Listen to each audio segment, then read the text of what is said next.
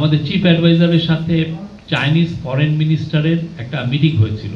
সেখানে আমাদের chief adviser তাকে বলেছিলেন যে তোমরা তোমাদের দেশের এই সোলার প্যানেল ম্যানুফ্যাকচারিং ইউনিটগুলোকে বাংলাদেশে রিলোকেট করতে পারো। চাইনিজ অ্যাম্বাসেডারের সাথে একটা মিটিংয়ে কথা হয়েছে। চাইনিজ অ্যাম্বাসেডার বললেন যে আপনি জানেন যে নিউ ইয়র্কে আমাদের চিফ অ্যাডভাইজারের সাথে চাইনিজ ফরেন মিনিস্টারের একটা মিটিং হয়েছিল।